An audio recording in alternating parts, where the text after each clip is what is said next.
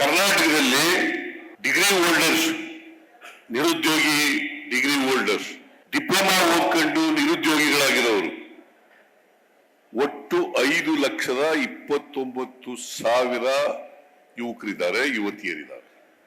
ಎಷ್ಟು?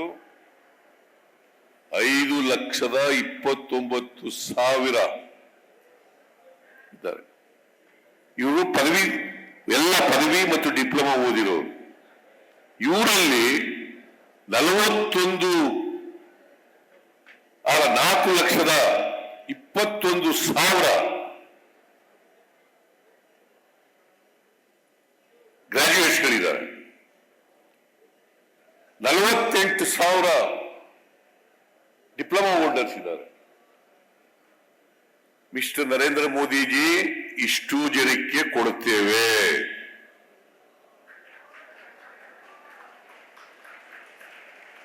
ಮತ್ತೆ 2 ವರ್ಷದವರೆಗೆ ಮಾತ್ರ ನಾವು ಹೇಳಿರೋದು, 2 ವರ್ಷಗಳವರೆಗೆ ಕೊಡ್ತೀವಿ.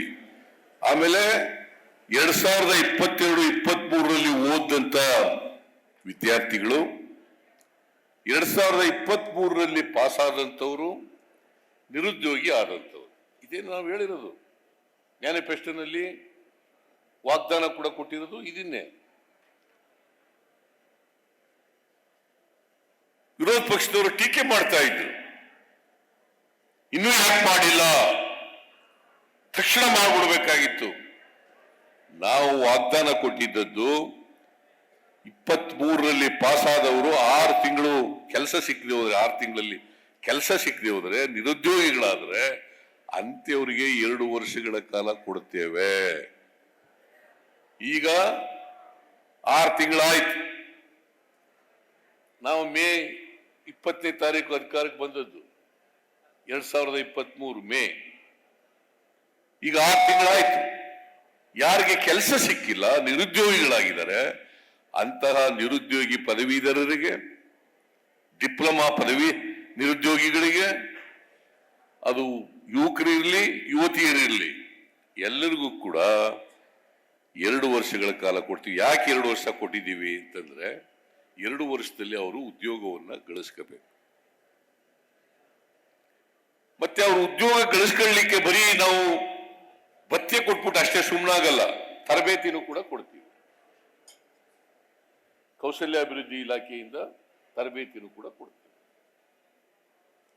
ಮತ್ತೆ ಅರ್ಜಿ ಹಾಕಕ್ಕೆ ದುಡ್ಡಿರಲಿಲ್ಲ. ಅನೇಕ ಜನ ನಿರುದ್ಯೋಗಿಗಳಿಗೆ ಅರ್ಜಿ ಹಾಕಕ್ಕೆ ದುಡ್ಡಿರ್ಲಿಲ್ಲ. ಅದಕ್ಕೆ ಉಚಿತವಾಗಿ ಅರ್ಜಿ ಹಾಕ್ತಕ್ಕಂಥ ಕೂಡ ಮಾಡ್ತೀವಿ. ಉಚಿತವಾಗಿ ಕೂಡ ಅರ್ಜಿ ಹಾಕ್ತೀವಿ. ಒಂದು ವೇಳೆ 2 ವರ್ಷದ ಒಳಗಡೆ ಕೆಲಸ ಸಿಕ್ಬಿಟ್ರೆ, ಅದು ಸರ್ಕಾರಿ ಕೆಲಸ ಇರ್ಬೋದು, ಖಾಸಗಿ ಕೆಲಸ ಇರ್ಬೋದು, ಅಂತವ್ರಿಗೆ ನಿಲ್ಲಿಸ್ಬಿಡ್ತೀವಿ. ಯಾಕಂತಂದ್ರೆ ಸ್ಪಷ್ಟವಾಗಿರ್ಬೇಕು.